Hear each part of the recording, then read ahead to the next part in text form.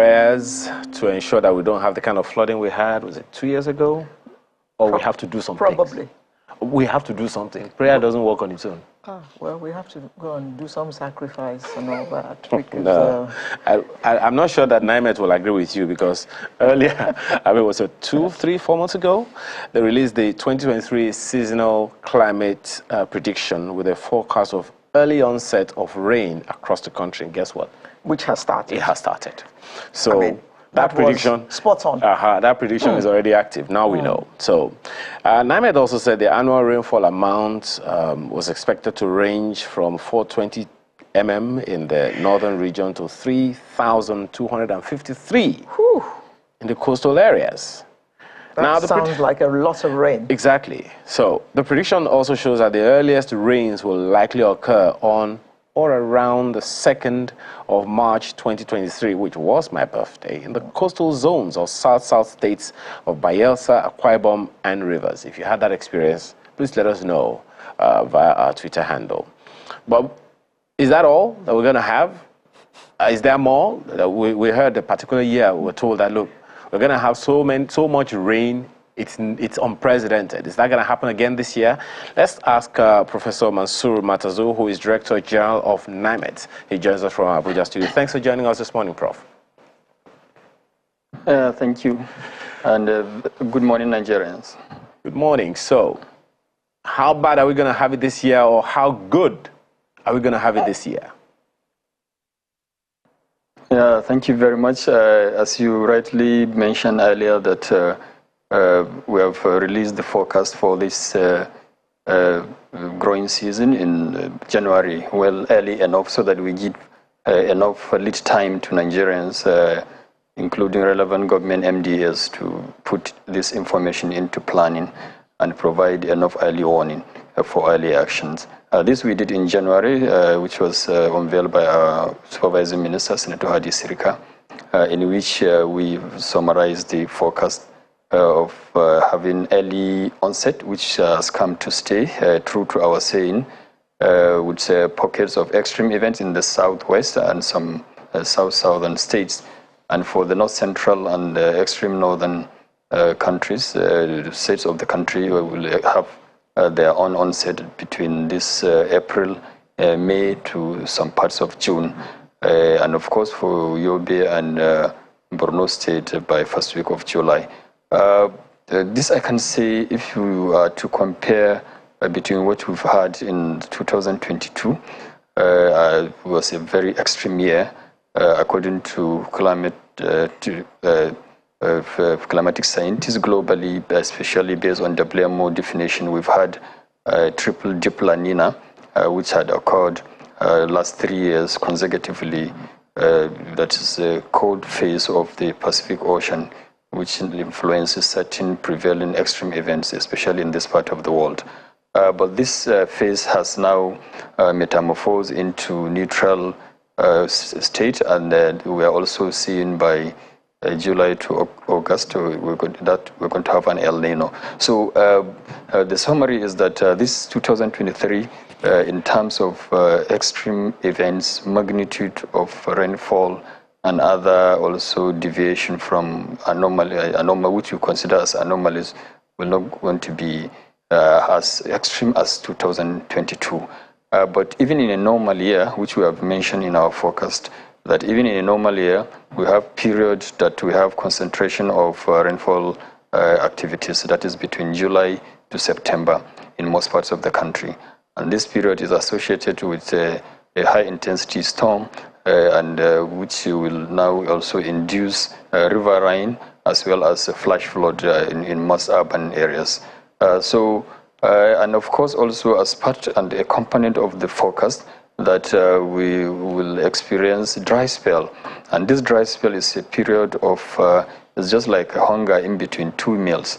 So between the onset and cessation, we have pockets of dry spell that will last between 2 to 4 weeks, in some rare cases about 6 weeks.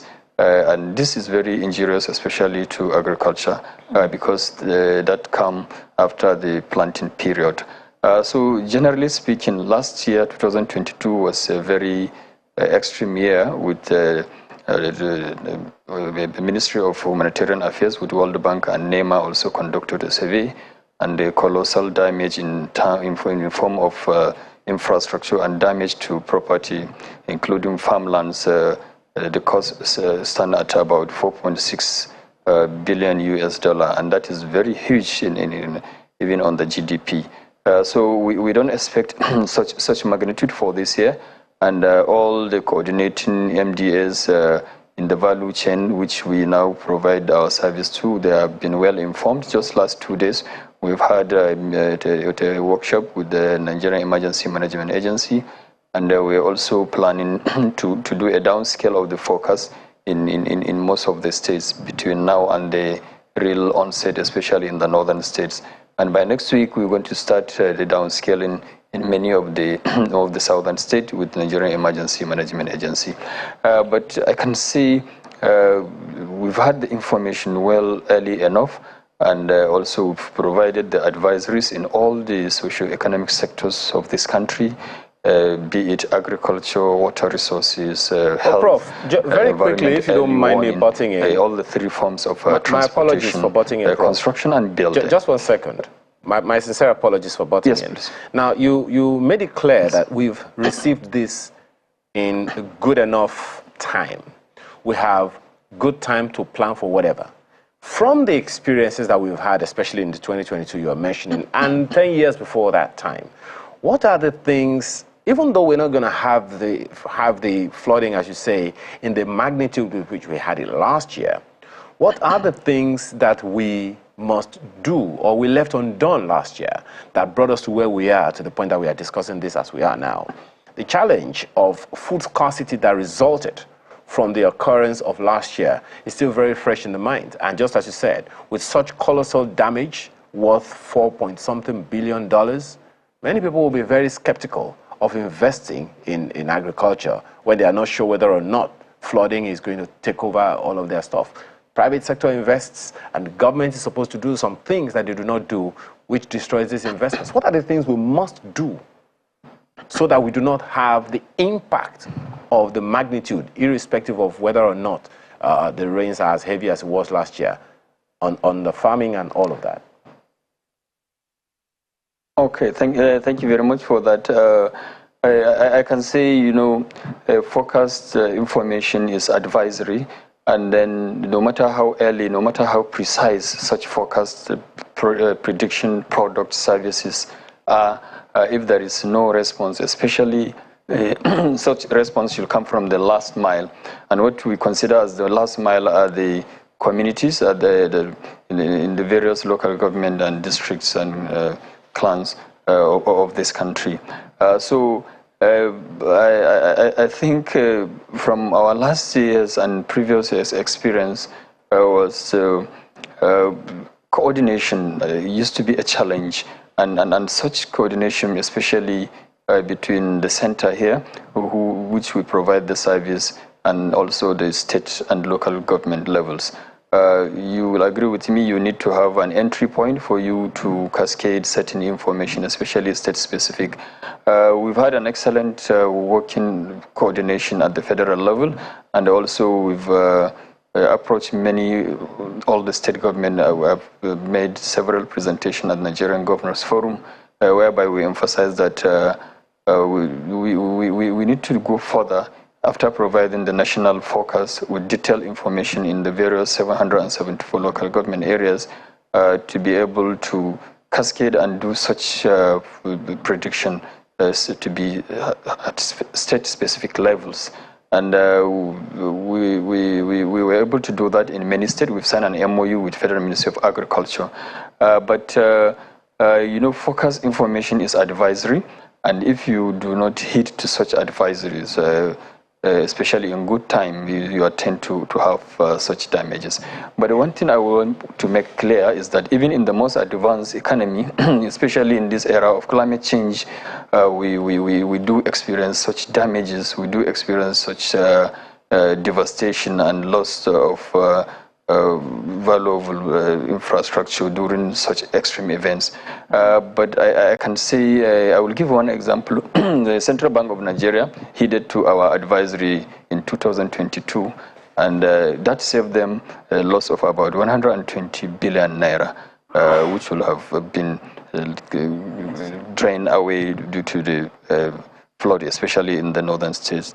So that is a typical example how hidden to such advisories, not only by relevant MDS, but including also individuals. We need to take our actions into our hands, and we're able also to do this and make all the information to be user-friendly. If you allow me, I can showcase some of these focus products on the screen, whereby we're able to translate it into three major languages, and including Pidgin. And of course, also we came up with an app that is at no cost, free, that people can access, and you get information from 774 local government areas, including cropping calendar for the agricultural population. But how are such information being get to the community level, and also respond by the community also? Such response are very critical. But I can tell you there was a presidential directive which we emphasize on more effective coordination among key players, and also for the public to take actions in their hands.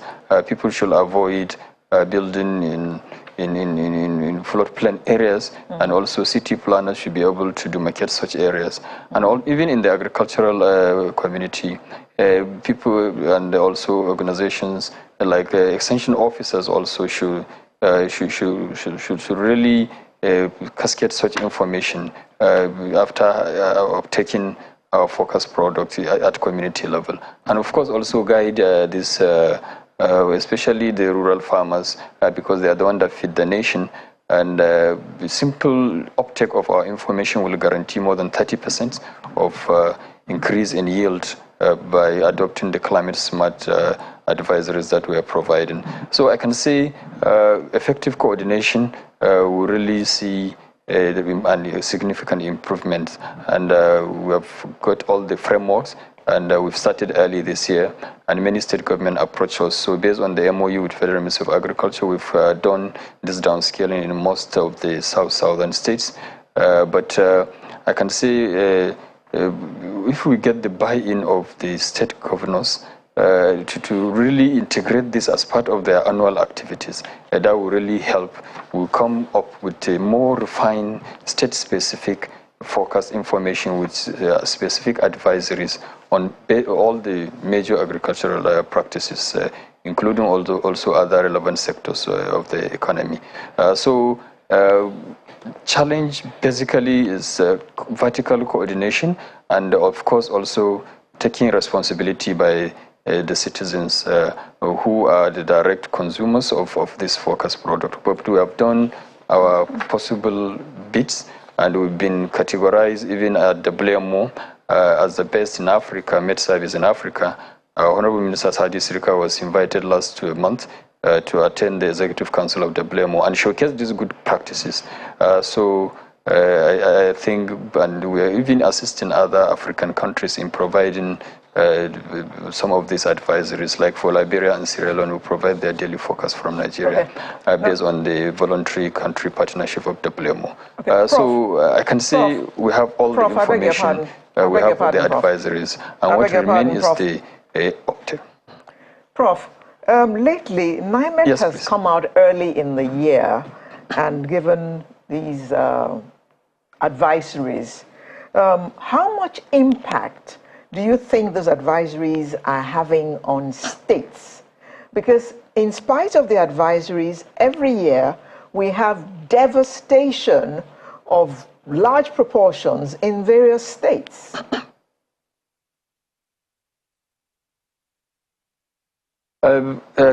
Say again, please.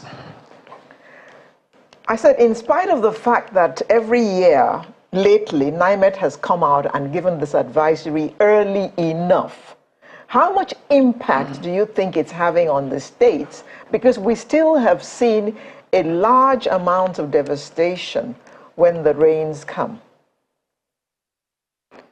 Okay, thank you very much. I can say during the release of our forecast, the the public presentation, we normally invite all the state major actors in the state, in all the 36 states, plus FCT, and we invite a minimum of 10, 15 major stakeholders. I'll give example. On each state, we invite Ministry of Agriculture, Water Resources, Environment, SEMA, Water Board, including also the excellencies, the governors, who some send representatives. And in this, we also invited some of the last mile community users so that for them to now give testimony. So we've had session of testimonial from all the major eco-climatic zones, and the farmers and also the users confess getting improvement in yield and significant reduction in risks of loss of crop due to extreme weather event by following and especially heeding to our advisories. And I can say fairly we've had significant improvements even at the state level in terms of integrating our focus information into planning, but this still leaves some window of improvement so that to complete integration of the focus information, because weather is life and life is weather, so we need to uptake this information and integrate it into the state action plans, and with this we will see significant improvement. So the impact, I can say in our case, we've been doing this business for quite some decades, and we are seeing significant improvements based on the approach and the requests we've been getting from different users across the country of our tailored products. So, but that still leaves room for improvements. I can say the devastation in terms of extreme weather event is not only peculiar to Nigeria, especially in this era of climate change. And NIMET has done a lot of analysis which has confirmed evidence, localized evidence of climate change. And with this, we are seeing significant increase in extreme events, and with such a loss of life and property. But I can say we are really making progress as a country, but there are windows of improvement. Exactly. Which will now see reduction exactly in some of where these lives. I would love to follow up that question on, Prof. The windows for improvement. Yes, please. Now, there was something that you said when you addressed Nigerians, and when the DG of NEMA addressed Nigerians on behalf of all of your collaborative efforts, that there is a high risk of coastal flooding due to the expected rise in sea level and tidal surge that may negatively impact agriculture. This was done just 2 days back. This address was just 2 days back, and of course you were also at that meeting. The question that I'd love to ask now is, what is a timeline that you would give governors and all relevant collaborative organizations that they need to get this done before, so that the impact can be mitigated? The whole idea of the SCP is preparedness to mitigate devastating effects. What is the timeline you would recommend, based on the advice, that these certain things need to be done by certain regions or governors and all of that in order to mitigate significantly the impact that is ahead? Okay, thank you very much for that follow-up question. I attended the release of the DRM strategy documents for the country. I can say, true to the release by NEMA, that we have been experiencing increase in the sea level rise due to global warming and subsequent melting of ice in the polar and subpolar regions, and this is now causing swelling of the global ocean, including the North and South Atlantic Ocean also in Africa. So this coupled with also increasing rainfall activities upstream will now create more inundation, especially for coastal states. So the information was released very early, excuse me, and I can see the timeline for especially states in the south is immediately, because we are very open.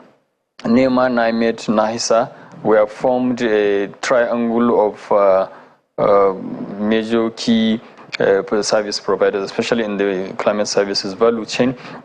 And the advisories are state specific. We have the flood risk maps developed by NISA. I'm sorry, NISA and NEMA. So, and all these contain state and local government specific information that has details of the focus and the advisories. I'm sorry.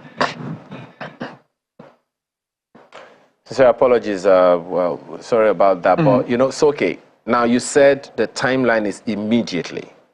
What are the obstacles you would say they might have to contend with? I ask this question because it's a transition year for quite a number of governors.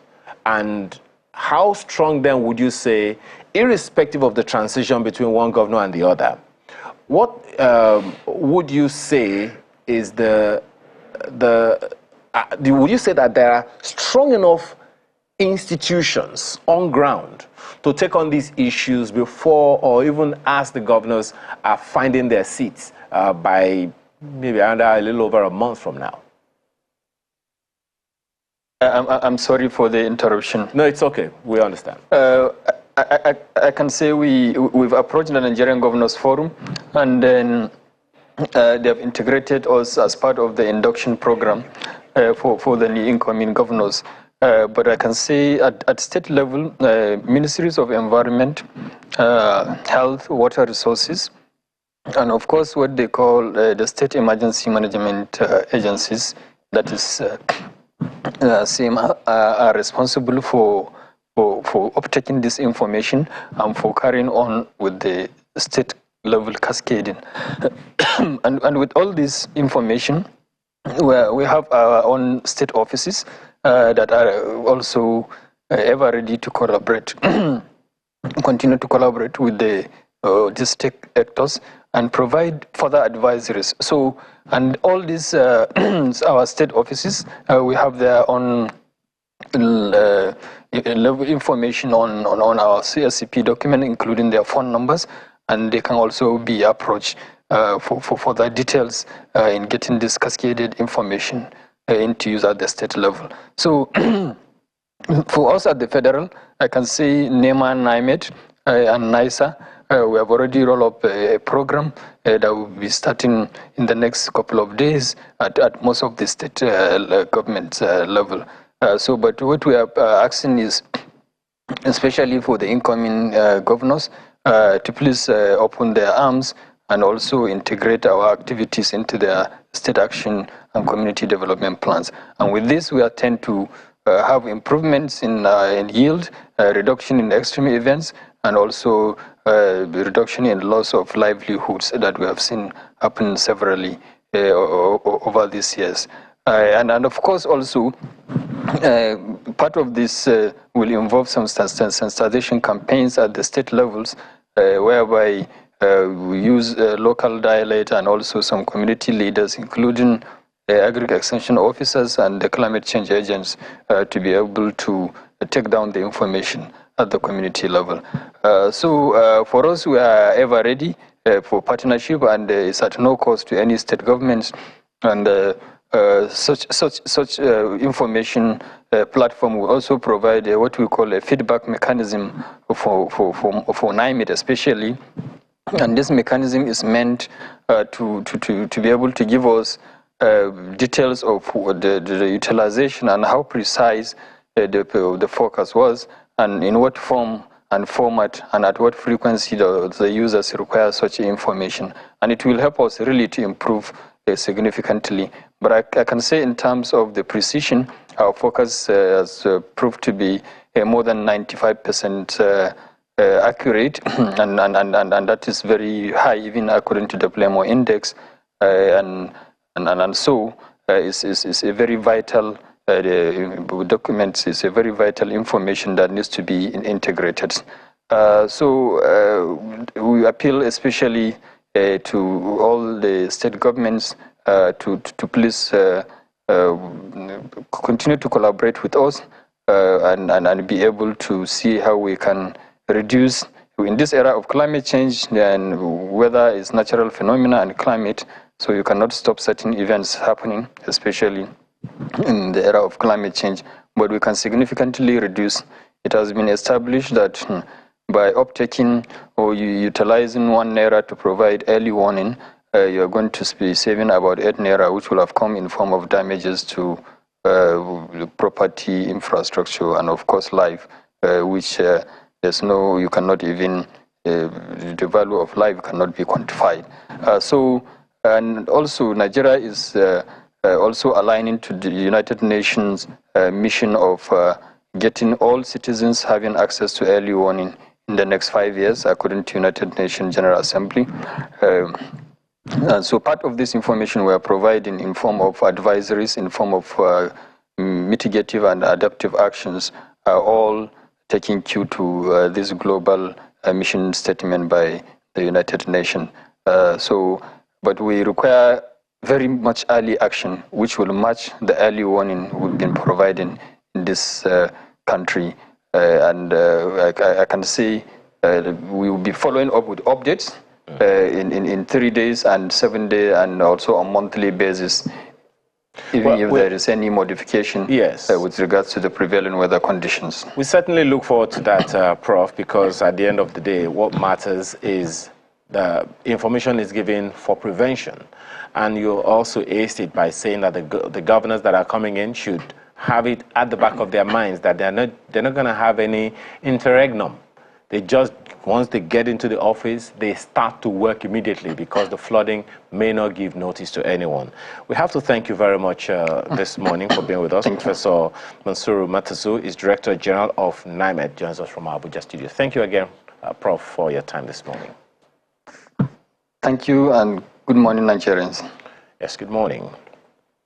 So we're back right after now to take on another conversation. Please stay with us.